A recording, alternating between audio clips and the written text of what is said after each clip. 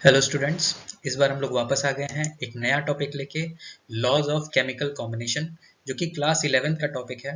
और ये IIT JEE और नीट में भी बहुत ही ज़्यादा इम्पॉर्टेंट टॉपिक है, क्योंकि इससे बहुत ही बेसिक क्वेश्चंस पूछे जाते हैं।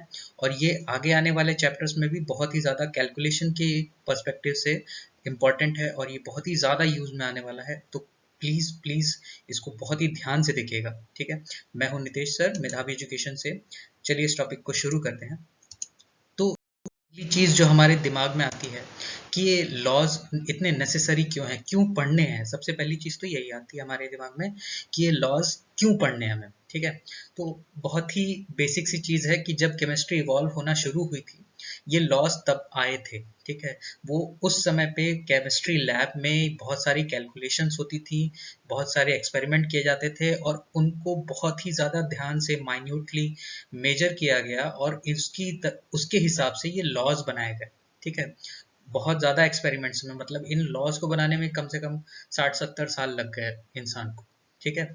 तो पहली चीज़ ये कि ये इम्पोर्टेंट हिस्टोरिकली है, ठीक। दूसरी चीज़, ये आज भी अपने अपने फॉर्म में सही है, ठीक है। कुछ कुछ लॉज जो हैं अब थोड़े थोड़े चेंज हो रहे हैं जैसे जैसे हमारी नॉलेज बढ़ती जा रही है, लेकिन अभी भी ये जो लॉज हैं वो बहुत ही ज़्यादा इंटैक्ट हैं, ठीक है। तो ये लॉज बनाए क्यों गए? तो सबसे पहली चीज़ जो हमारे दिमाग में आती है, तो केमिस्ट्री जब भी हम पढ़ेंगे, ठीक है, तो वो क्या करता है कि एक सब्सटेंस से दूसरे सब्सटेंस में चेंज हो जाता है। अब इस चेंज को कुछ लॉज गवर्न करना ही चाहिए। जैसे आप फिजिक्स पढ़ते हैं, आप ग्रेविटी पढ़ते हैं, ठीक है। तो अगर आप कोई भी सामान ऊपर से गिराएंगे तो वो नीचे ही जाएगा, वो ऊपर नहीं जाएगा अनटिल अनलेस उस पर ग्रेविटी एक्ट उसी डायरेक्शन में कर रही हो, ठीक है। तो उसी तरह केमिस्ट्री में भी अगर कोई सब्सटेंस ट्रांसफॉर्म हो रहा है एक फॉर्म से दूसरे फॉर्म में, तो वहां पे भी कुछ ना कुछ ऐसा होना चाहिए, ठीक, जो कि उस चीज उस पैटर्न को फॉलो करता हो, उसको गवर्न करता हो। मतलब यही चीज होने वाली है उन केमिकल रिएक्शंस में। तो कुल मिला के ये क्वांटिटेटिव एनालिसिस, जो कि केमिस्ट्री का एक बहुत ही बड़ा पोर्शन है, क्वांटिटेटिव एनालिसिस में यही लॉज जो होते हैं वो बेसिक चीजों को गवर्न करते हैं, ठीक है। तो इन लॉज को हम बहुत ही ध्यान से पढ़ना होता है, और अगर हम इनको ऐसे ही छोड़ देते हैं तो आगे जाके हमारा जो केमिस्ट्री का पोर्शन है, जो बच्चे बोलते हैं कि केमिस्ट्री बहुत ही टफ है, बहुत कुछ समझ में नहीं आता, क्यों इतनी फिजिकल केमिस्ट्री है, पता नहीं क्यों है। तो ये लॉज जो नहीं पढ़ते हैं उनके लिए बहुत ही ज़्यादा डिफिकल्ट हो जाती है केमिस्ट्री, लेकिन अगर कोई इसको समझ जाता है तो ऑलमोस्ट 50% केमिस्ट्री आपकी सॉल्व है, ठीक है। तो चलिए शुरू करते हैं इन लॉज को। तो सबसे पहला लॉ बेसिक लॉ है, जो कि हमारे एंटोनियो साहब ने दिया था, ठीक। लॉ ऑफ कंजर्वेशन ऑफ मास, ये सबको पता है, ठीक। ये सबको ही पता है कि mass can neither be created nor be destroyed, but it can be transform from one form to another, ठीक है। उन्होंने बहुत सारे एक्सपेरिमेंट्स किए थे अपने लैब में। तो ये देख सकते हैं आप लोग कि ये 1789 का एक लॉ है, ये सबसे पहला बेसिक लॉ है। ये मैं ये नहीं बोल रहा हूँ कि ये सबसे पहला लॉ है, ये सबसे बेसिक लॉ है, ठीक है। ये तो होना ही होना है, ठीक है। तो किसी भी केमिकल रिएक्शन में या किसी भी फिजिकल रिएक्शन में भी हम लोग मानते हैं कि जो मास है रिएक्टेंट का, वो हमेशा प्रोडक्ट के बराबर होना चाहिए। किसी भी केमिकल रिएक्शन में, किसी भी केमिकल इक्वेशन में अगर हम देखेंगे तो दो साइड्स होती हैं, एक होती है हमारी रिएक्टेंट साइड, दूसरी होती है हमारी प्रोडक्ट साइड।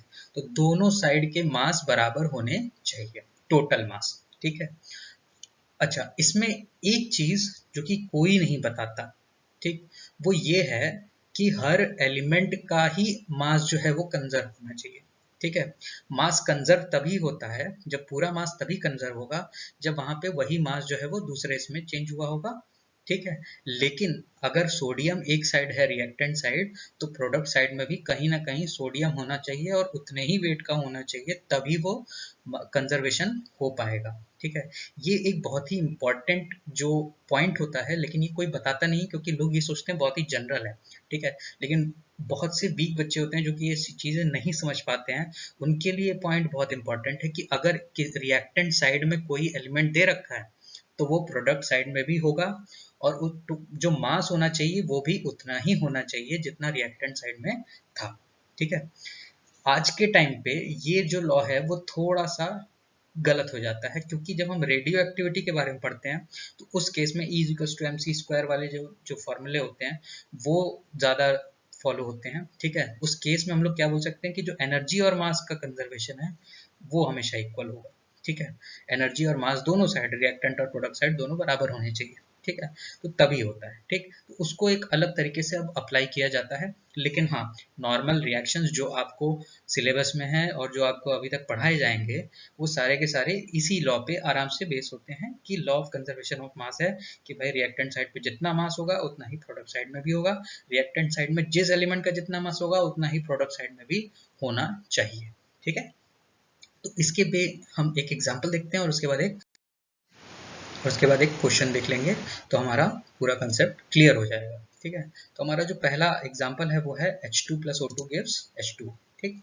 तो जब भी हम याद रखें, हमें ये क्वेश्चन जब भी करने हो, क्वालिटेटिव एनालिसिस के कोई भी क्वेश्चन करने हो, तो हमें सबसे पहले चीज़ क्या करनी चाहिए, इस रिएक्शन को बैलेंस करना चाहिए, ठीक है। तो बैलेंसिंग का जो मेन कंसेप्ट है वो ये है कि दोनों साइड, रिएक्टेंट साइड और प्रोडक्ट साइड, सारे के सारे एटम्स जो हैं वो बराबर संख्या में प्रेजेंट हों, ठीक है। तो हम यहाँ पे देखते हैं कि H2 कितना है, सॉरी H कितना है 2, यहाँ पे भी H कितना है 2, यहाँ पे ऑक्सीजन कितना है 2, यहाँ पे कितना है 1। तो हम क्या करेंगे, यहाँ पे एक 2 लगा देते हैं, ठीक है। तो 2 ऑक्सीजन हो गए। अब यहाँ पे ऑक्सीजन बैलेंस हो गया, लेकिन हाइड्रोजन अभी यहाँ पे कितने हो गए, 4, 2 इंटू 2 4, ठीक। तो यहाँ पे भी क्या कर देंगे हम लोग, 2 से मल्टीप्लाई कर देंगे तो हमारा काम हो जाएगा, ठीक है। तो ये रिएक्शन हमारा बैलेंस हो गया, ठीक। अब हम देखते हैं कि ये किस तरह से लॉ ऑफ कंजर्वेशन ऑफ मास को दिखाता है, ठीक है। तो अगर हम देखें तो एक हाइड्रोजन का मास होता है 1, ठीक है। तो 2 हाइड्रोजन का मास कितना होगा, ऑब्वियस सी बात है 2, ठीक। यहाँ पे हाइड्रोजन है कितने, तो 4 हाइड्रोजन, तो यानी कि यहाँ पे मास कितना है टोटल 4 ग्राम, ठीक है। 2 मोल H2 का मास कितना हुआ 4 ग्राम, ठीक। उसके बाद हम देखते हैं कि एक ऑक्सीजन का मास होता है 16, तो 2 ऑक्सीजन का मास कितना होगा 32, तो यहाँ पे कितना हो गया 32 ग्राम, ठीक है। तो अब यहाँ पे जब हम देखेंगे तो H2O का मास जो होता है वो होता है 18 ग्राम, 2 हाइड्रोजन मतलब 2, एक ऑक्सीजन मतलब 16, तो 16 प्लस 2 18। अब 18 इंटू 2 करेंगे तो कितना आएगा हमारा 36 ग्राम, ठीक है। तो अगर आप यहाँ पे देख रहे हैं तो 4 ग्राम प्लस 32 ग्राम ये कितना दे देगा हमारा 36 ग्राम आ जाएगा, ठीक है। तो जब 36 ग्राम आया, इसका मतलब ये हुआ कि जितना रिएक्टेंट साइड पे मास होना चाहिए उतना ही प्रोडक्ट साइड पे भी मास है, ठीक है। यहाँ पे 4 ग्राम था, 32 ग्राम था, यानी कि टोटल ग्राम कितना हुआ 36 ग्राम। प्रोडक्ट साइड में भी कितना ग्राम है 36 ग्राम है, ठीक है। कंडीशन यही है कि ये सारे के सारे बैलेंस्ड हो, मतलब इतने अमाउंट में प्रेजेंट होने चाहिए तभी ये है, ठीक है। तो जो जितना भी प्रेजेंट होगा उसके हिसाब से ही उसका मास हम लोग निकालना देखेंगे, ठीक है। तो ये भी याद रखिए जो मैंने दूसरा पॉइंट बोला था कि आप देखेंगे अगर यहाँ पे तो ये 32 ग्राम ऑक्सीजन है यहाँ पे रिएक्टेंट साइड में, तो प्रोडक्ट साइड में भी जो ऑक्सीजन है उसका मास 32 ग्राम होना चाहिए, ठीक है। तो यहाँ पे देखिए एक ऑक्सीजन है, एक ऑक्सीजन मतलब 16 ग्राम और 2 ऑक्सीजन मतलब इसका हो गया 32 ग्राम, ठीक। यहाँ पे 4 ग्राम हाइड्रोजन है, इसका मतलब इस 36 ग्राम में भी 4 ग्राम हाइड्रोजन प्रेजेंट है, ठीक है। ये बहुत ही ज़्यादा इंपॉर्टेंट चीज़ है जो कि आपको हमेशा ध्यान में रखनी पड़ेगी, ठीक है। तो चलिए आइए देखते हैं, इस पे एक क्वेश्चन देखते हैं जो कि बहुत ही इंटरेस्टिंग क्वेश्चन है, ठीक।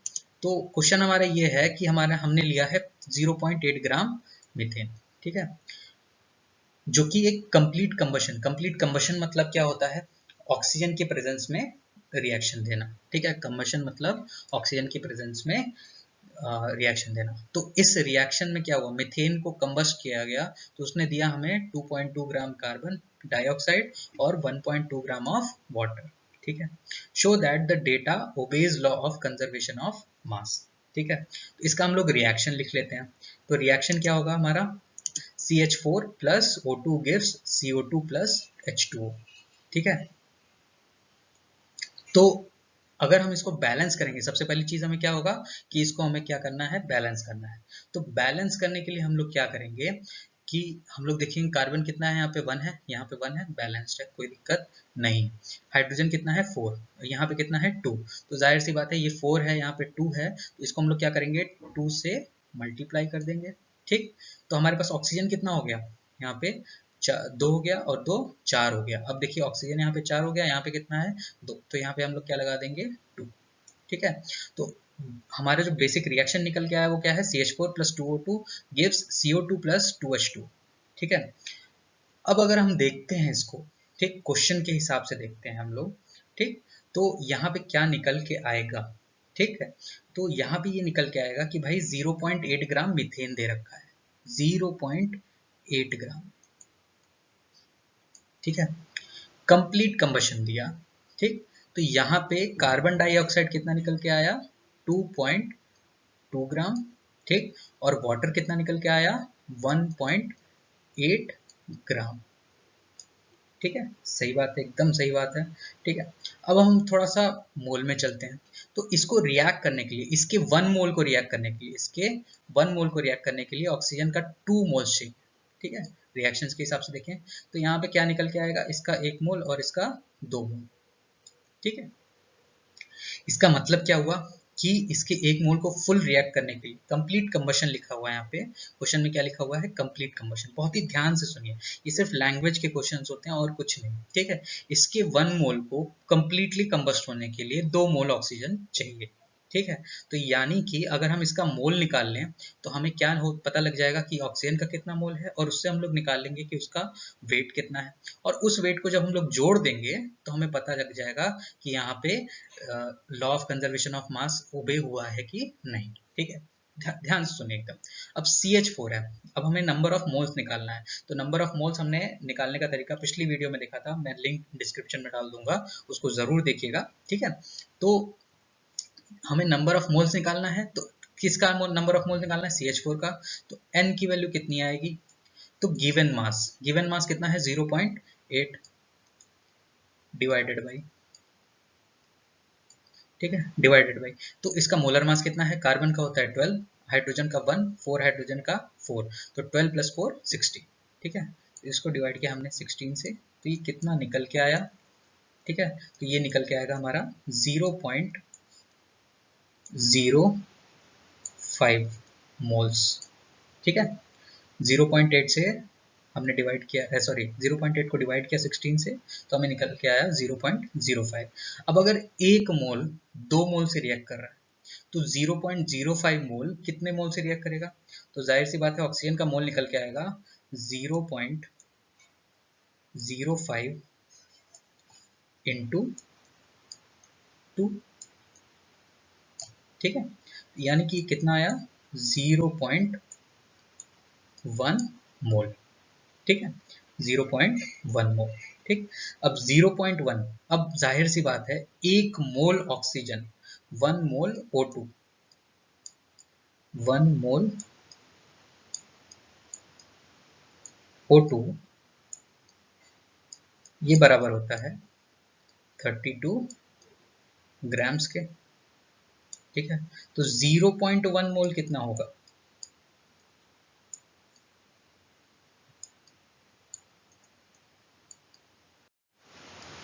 तो ये हो जाएगा 3.2 ग्राम।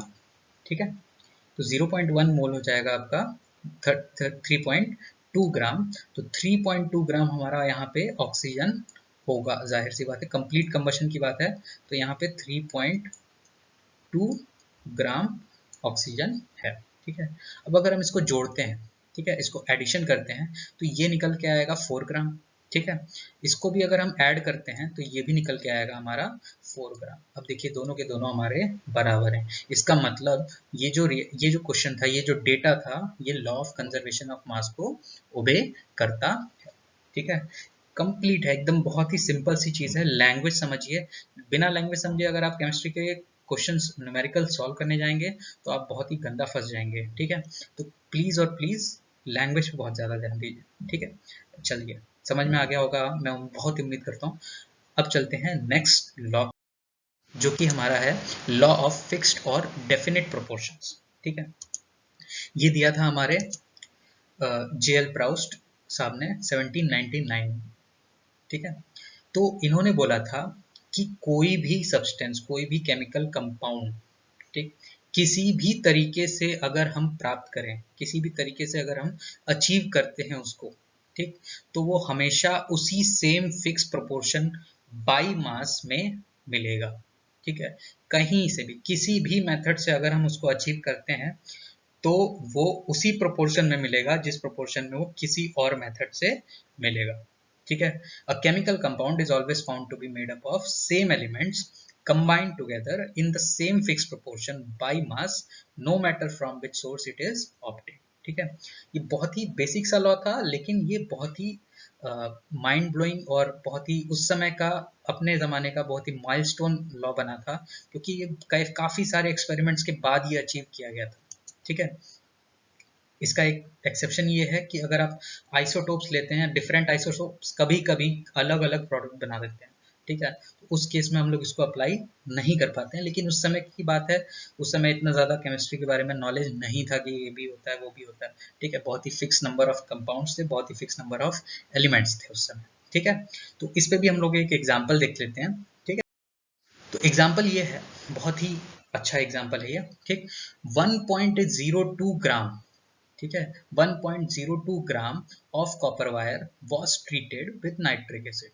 ठीक, the resulting solution was dried and ignited to give 1.35 gram of CO। ठीक है, हमको इसी से मतलब है, बीच में क्या हुआ उससे कोई मतलब नहीं। ठीक, अब दूसरा, इन अनदर एक्सपेरिमेंट, दूसरा एक्सपेरिमेंट किया गया कुछ अलग वे से निकालने का। ठीक है, 2.3 ग्राम ऑफ कॉपर ऑक्साइड। ठीक है, 2.3 gram of copper oxide was heated in presence of hydrogen yielding 1.84 gram, 1.84 gram of copper. ठीक है, show that the above data is in accordance with the law of definite or fixed proportion। ठीक है, इसको निकालने के लिए हम लोग कुछ देखते हैं। तो सबसे पहले जो पहली लाइन बाय लाइन लिखा है उसी को हम लोग केमिकल इक्वेशन के रूप में लिख लेते हैं। तो कॉपर वायर को ट्रीट किया गया नाइट्रिक एसिड से। ठीक, नाइट्रिक एसिड से फिर उसके बाद उसको ड्राई किया गया और जला दिया गया तो फॉर्म 1.35 ग्राम ऑफ CU। ठीक है, तो हमने इसको लिख लिया। ठीक, देखिए कॉपर को रिएक्ट कराया गया। ठीक, क्या बना, कॉपर नाइट्रेट, उसके बाद क्या बना, कॉपर ऑक्साइड। ठीक है, कोई दिक्कत नहीं। ठीक, अब इसमें क्या दे रखा है कि यहाँ पे कितना है, कॉपर है, तो 1.08 ग्राम कॉपर है। ठीक है, मैंने क्या बताया, रिएक्टेंट साइड में जितना एक एलिमेंट होना है उतना ही प्रोडक्ट साइड में भी हमेशा होना है। ठीक है, जाहिर सी बात है, एकदम बहुत ही कॉमन सी बात है। तो 1.08 ग्राम अगर कॉपर यहाँ पे है तो यहाँ पे भी कितना होगा, 1.08 ग्राम, यहाँ पे भी कितना होगा, 1.08 ग्राम, क्योंकि कोई इंटरेक्शन और नहीं हुआ है, कॉपर तो कॉपर ही रहा। ठीक है, तो यहाँ पे भी कॉपर में कितना है, 1.08 ग्राम है, और यहाँ पे CuO का वेट कितना है, तो 1.35। ठीक है, 1.35 ग्राम है। ठीक, कोई दिक्कत नहीं। हम लोग क्या निकाल लेते हैं, इसमें परसेंटेज निकाल लेते हैं कि कॉपर कितना होगा और ऑक्सीजन कितना है। ठीक है, क्योंकि हमें दोनों डेटा में सिर्फ दो ही चीजें दे रखी हैं, कॉपर ऑक्साइड का और एक कॉपर का। ठीक है, तो जब हमने निकाला, अब देखिए 1.35 ग्राम है। ठीक है, अगर इसमें 1.08 ग्राम कॉपर है तो उसका परसेंटेज कितना होगा, तो परसेंटेज निकालने के लिए हम लोग क्या करेंगे, परसेंटेज ऑफ कॉपर, ये कितना आएगा, तो ये आएगा 1.08 डिवाइडेड बाई 1.35 इंटू 100, यही होगा। ठीक है, मास परसेंटेज निकालेंगे। ठीक, तो अगर हम इसको निकालें, इसको कैलकुलेट करेंगे तो ये आएगा ऑलमोस्ट हमारा 80%।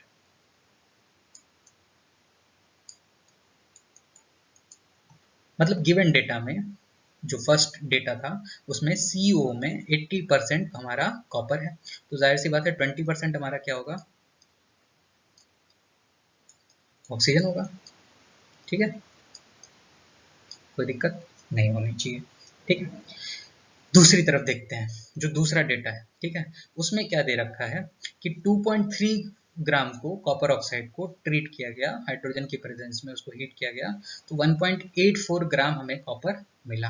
ठीक है, तो फिर से देखते हैं, सही सीधी सीधी बात है, परसेंटेज ऑफ कॉपर निकाल लेते हैं। ठीक है, परसेंटेज ऑफ कॉपर कितना होगा इसमें, तो देखो कॉपर कितना है, 1.84 ग्राम, रिएक्टेंट साइड में जितना उतना ही प्रोडक्ट साइड में, तो प्रोडक्ट साइड में जितना उतना ही रिएक्टेंट साइड में, तो प्रोडक्ट साइड में हमें दे रखा है 1.84 ग्राम, तो हमने ले लिया कॉपर कितना है भाई, 1.84 ग्राम है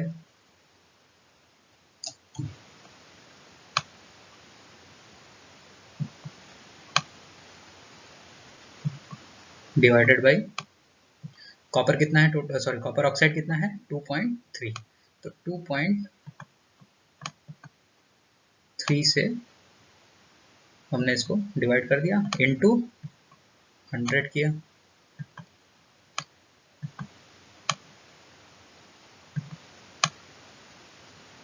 ठीक है।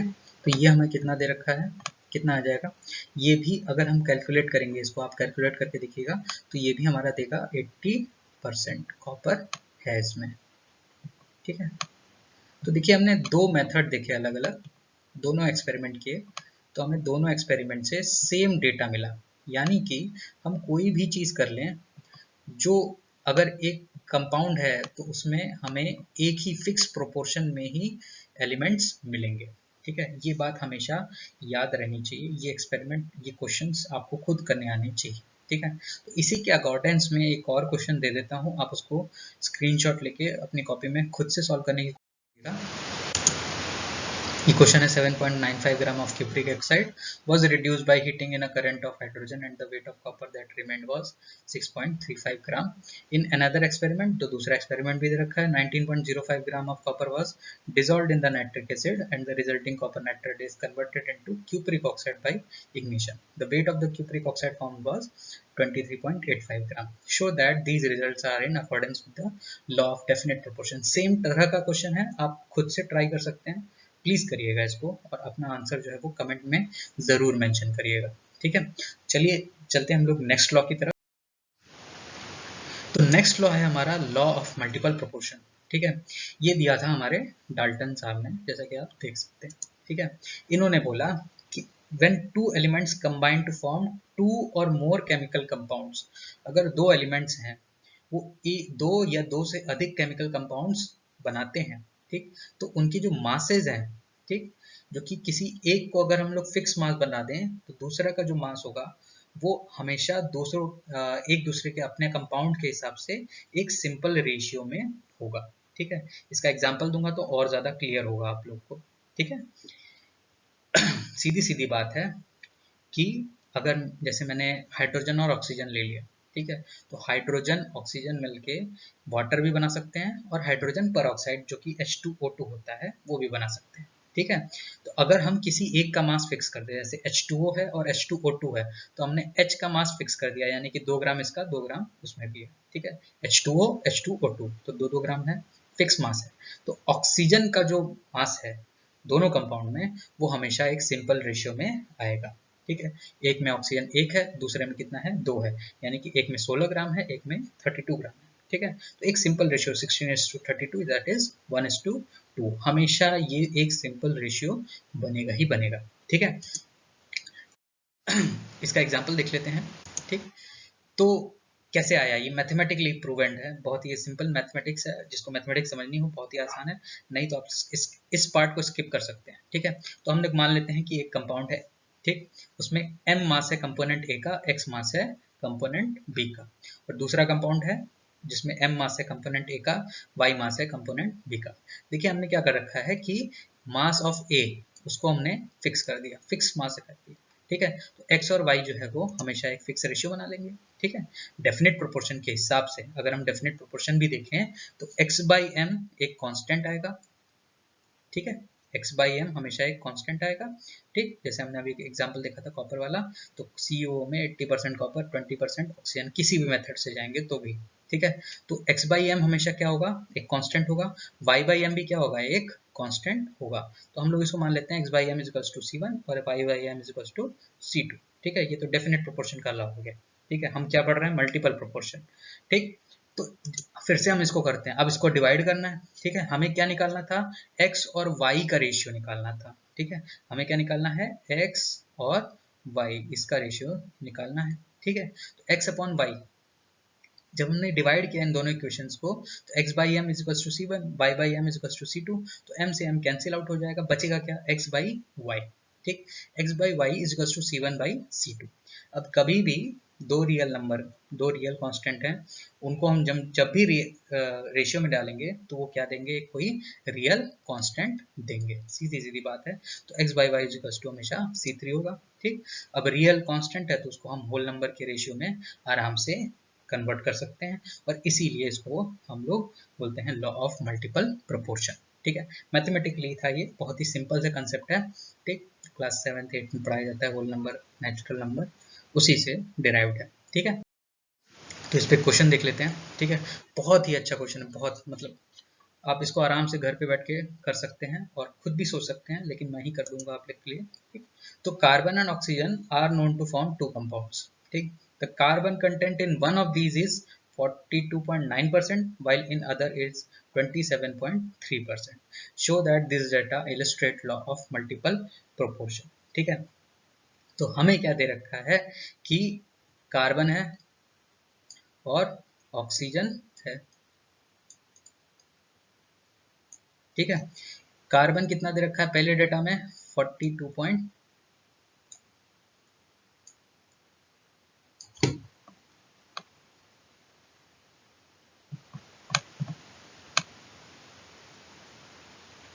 ठीक है 42.9%। तो जाहिर सी बात है इधर कितना हो जाएगा ऑक्सीजन 57.1। ठीक है, दूसरे डेटा में कितना दे रखा है 27.3। ठीक है,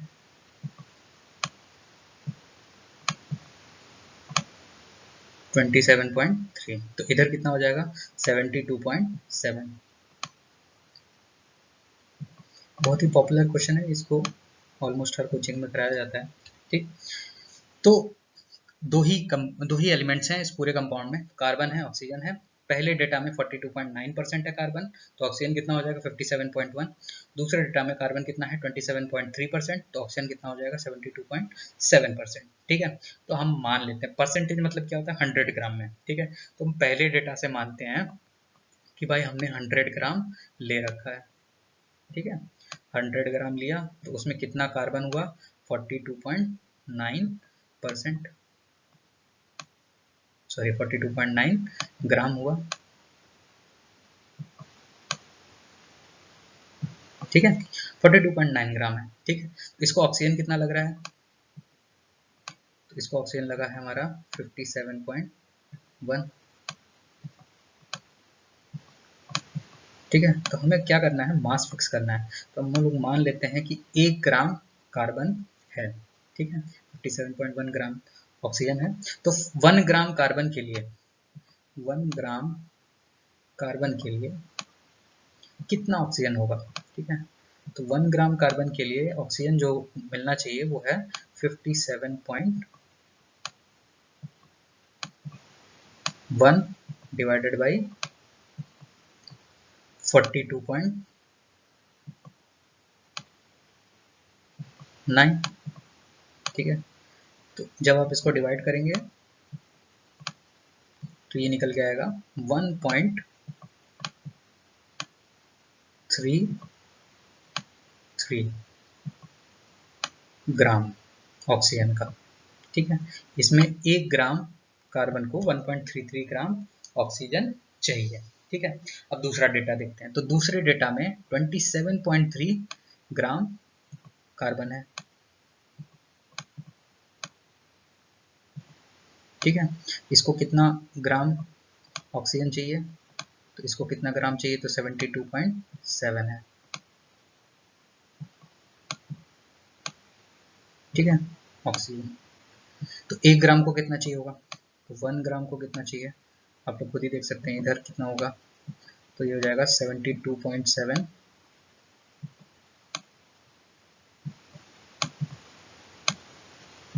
डिवाइडेड बाई 27.3।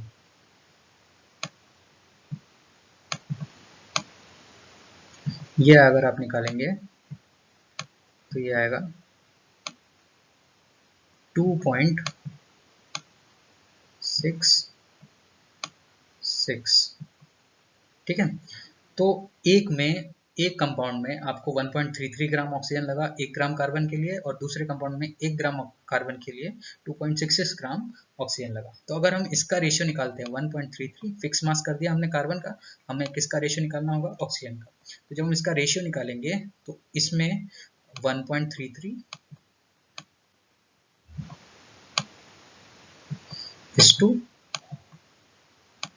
2.66, ये कितना आ जाएगा? सीधा सीधा 1:2 रेशियो हो जाएगा। ठीक है, तो इसमें हम लोग देख सकते हैं कि ऑक्सीजन जो है वो दोनों एलिमेंट्स में एक सिंपल रेशियो को रख रहा है, 1:2 के रेशियो को रख रहा है। ठीक है, बहुत ही अच्छा, बहुत ही आराम से आप लोग को समझ में आया होगा ये लॉ। ठीक है, चलिए शुरू करते हैं दूसरा लॉ, फोर्थ, जो कि है हमारा लॉ ऑफ रेसिप्रोकल प्रोपोर्शन। ठीक है, इसमें भी हम लोग एक एग्जांपल देखेंगे और ये लॉ जो है वो हम लोग का कवर अप हो जाएगा। ठीक, तो लॉ ऑफ रेसिप्रोकल प्रोपोर्शन क्या बोलता है कि अगर 3 एलिमेंट्स हैं, ठीक है, ए, बी और सी। ठीक, तो ए और बी जो है वो एक फिक्स मास के एलिमेंट से कंपाउंड बनाते हैं, जो कि है हमारा सी। ठीक है, तो जब भी अगर ये आपस में कंबाइन करेंगे तो वो उसी रेशियो में कंबाइन करेंगे जिस रेशियो में वो सी के साथ एलिमेंट बना रहे थे, कंपाउंड बना रहे थे। ठीक है, the ratio of masses of two elements A and B which combine separately with a fixed mass of the third element C is either the same or some multiple of the ratio of the masses in which A and B combine directly with each other। ठीक है, तो आप दोनों तरफ से देख सकते हैं, या तो आप सी की तरफ से देखिए या तो आप ए और बी की तरफ से देखिए। ठीक है, दोनों तरफ से ये लॉ वैलिड है। ठीक है, किसने दिया था? तो ये जे रिक 1792। तो इसका एक एग्जांपल देखते हैं, बहुत ही आराम से हो जाएगा ये। ठीक, तो परसेंटेज कंपोजिशन दे रखी है हमें। ठीक, परसेंटेज कंपोजिशन दे रखी है, NH3 है, H2O है और N2O3 है। ठीक है, तो NH3 में 82.35% नाइट्रोजन है, 17.65% हाइड्रोजन है। इसी तरह H2O में 88.9% ऑक्सीजन है, 11.1% हाइड्रोजन है।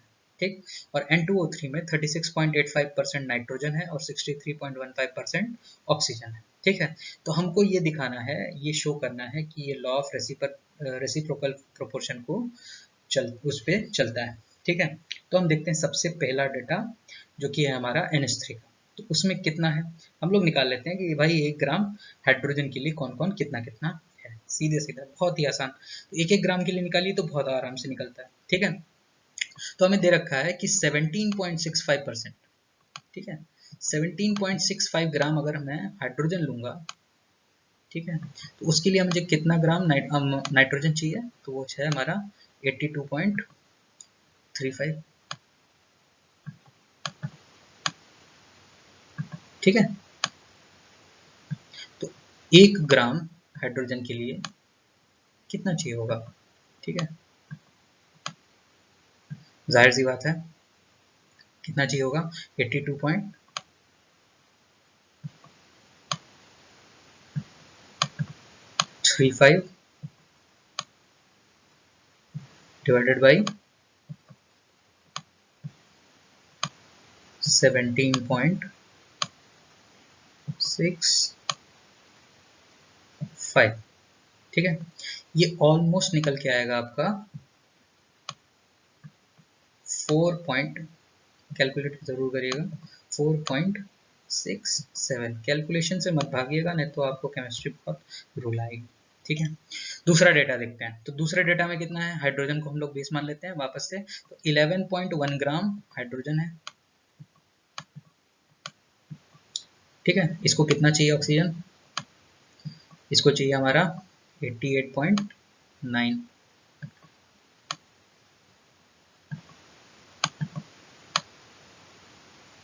ठीक है, तो 1 ग्राम को कितना चाहिए होगा?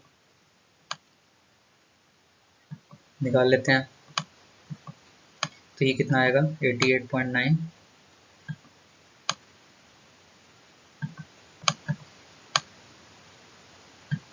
डिवाइडेड बाई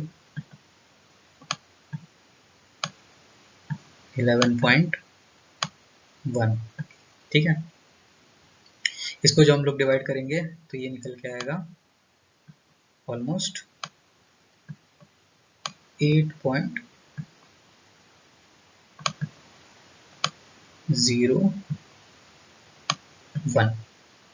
ठीक है, अब अगर हम इन दोनों का रेशियो निकालते हैं, ठीक है, 4.67 और 8.01 का, तो इनको जो हम लोग डिवाइड करते हैं तो ये ऑलमोस्ट निकल के आएगा हमारा 0.58, यानी कि इनका रेशियो कितना है। अगर हमने हाइड्रोजन को बेसिक बना दिया, मतलब 1 बना दिया है, तो इन दोनों का रेशियो कितना आया है 0.58। तो अगर यही रेशियो हमें N2O3 में भी देखने को मिला, ठीक, तो हमें पता चल जाएगा कि ये लॉ ऑफ रेसिप्रोकल प्रोपोर्शन को प्रूव करता है। ठीक है, तो हमने देखा कि नाइट्रोजन कितना है 36.85 है।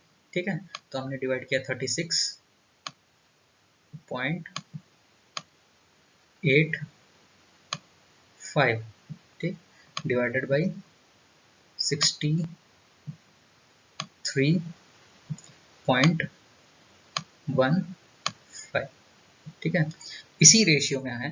ठीक, तो इसी रेशियो को हम लोग जब कैलकुलेट किया तो ये निकल के आया 0.58। आप भी कैलकुलेट करके देखिएगा, यही रिजल्ट आएगा।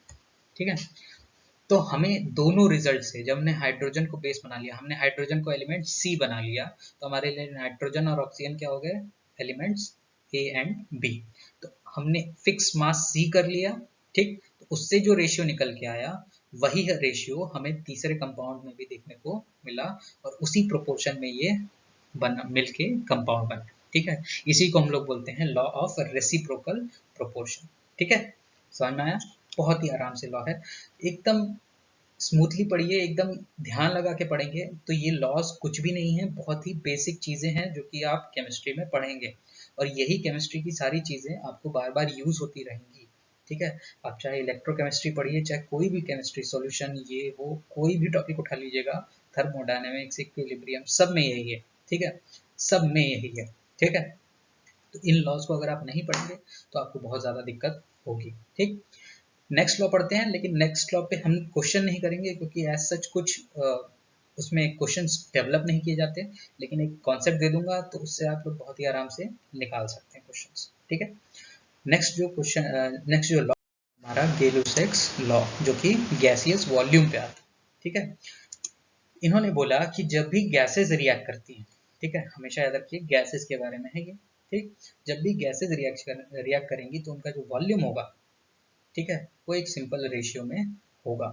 ठीक है, अगर प्रोडक्ट भी गैस में है तो, ठीक है, तभी ये होगा। ठीक है, तो जैसे हम लोग एग्जांपल लेते हैं, ठीक है, हम लोग एग्जांपल लेते हैं वही सिंपल H2 प्लस O2। ठीक है, हाइड्रोजन भी क्या होती है हमारी, गैस। ठीक है, एग्जांपल दे रहा हूँ, टेक्निकलिटी मत जाइएगा। ठीक है, सर कैसे बैलेंस हो गया, ये वो है, पानी तो लिक्विड ही होता है, पानी जो है वो सभी फॉर्म में पाया जाता है, कृपया उसमें ना जाए। ठीक है, हमने टेम्परेचर बढ़ा दिया और जो प्रोडक्ट मिला वो भी हमारा गैस ही था। ठीक है, तो इसको जो हम लोग बैलेंस करेंगे, ठीक, तो बैलेंस करेंगे तो हमारा क्या हो जाएगा, यहाँ पे 2 और यहाँ पे 2। ठीक है, बहुत ही आसान। तो जब भी हम लोग देखेंगे तो इस मोल को हम लोग कन्वर्ट कर देते हैं वॉल्यूम, सीधी सीधे बात। तो ये जो रिएक्शन में बैलेंस होकर निकलता है उसको हम लोग जनरली मोल बोलते हैं, लेकिन जब गैसियस रिएक्शन देखते हैं तो उसको हम लोग वॉल्यूम में भी कन्वर्ट कर सकते हैं। तो सीधे सीधे देखिए कि अगर हम 2 लीटर H2 लेंगे, ठीक है, और उसको रिएक्ट कराएंगे 1 लीटर O2 के साथ, ठीक है, तो ये क्या बना देगा, 2 लीटर H2O। याद रखिए ये गैस है। ठीक है, ये जो H2O बना हुआ है वो गैस है, लिक्विड का 2 लीटर नहीं है ये गैस का 2 लीटर है। ठीक है, ये बहुत ही सिंपल सा लॉ है, इसी इसी जो कंसेप्ट है इसी को बिल्डअप करिए। ठीक है, तो कई सारे क्वेश्चंस जो है वो आप अपने आप जो है वो सॉल्व हो जाएंगे। जो हमने मोल में देखा था, गैस के थ्रू आप मोल्स निकालते हैं और बाकी सारे कैलकुलेशन करेंगे। ठीक है, तो उन्हीं सारी कैलकुलेशंस को हम लोग और ज़्यादा एडवांस कर देंगे अगले सेशंस में। ठीक है, तो ये जब कॉन्सेप्ट हम लोग देखते हैं इसमें क्वेश्चंस नहीं होते, ठीक है। इस लॉ पे क्वेश्चन नहीं है, ये सिर्फ एक कंसेप्ट है जो कि बहुत ही ज़्यादा इंपॉर्टेंट है और ये सिर्फ यूज़ होगा, ठीक है। आपको ये समझ में भी नहीं आएगा कि कहाँ पे गेल उसे लॉ बाद में लगा होगा, ठीक है, लेकिन आप इसको हैबिट में लाइए। ये सिर्फ हैबिट की चीज़ें हैं, अगर आप इसको हैबिट में ला देंगे तो आपको केमिस्ट्री बहुत ही आसान लगना शुरू हो जाएगी, ठीक है। तो ये थे हमारे लॉज ऑफ केमिकल कॉम्बिनेशंस, ठीक है। इनको बहुत ही आराम से फिर से देखिएगा, आपको अगर समझ में नहीं आता है तो उसको फिर से देखिए, अगर आपको और नहीं समझ में आता है तो आप कमेंट में अपने क्वेश्चंस को पोस्ट कर सकते हैं, मैं उनको पूरा आंसर करूंगा, ठीक है। अगर आपके पास कोई न्यूमेरिकल भी है जो कि आपसे नहीं हो रहा है तो वो भी अगर आप मुझे देंगे तो मैं भी उसको सॉल्व करने की पूरी कोशिश करूंगा और आपको आंसर ज़रूर दूंगा, ठीक है। प्लीज़ वीडियो को लाइक शेयर और सब्सक्राइब करिए, ठीक है, बहुत ही ज़्यादा। और thank you for supporting us, ठीक। Good night.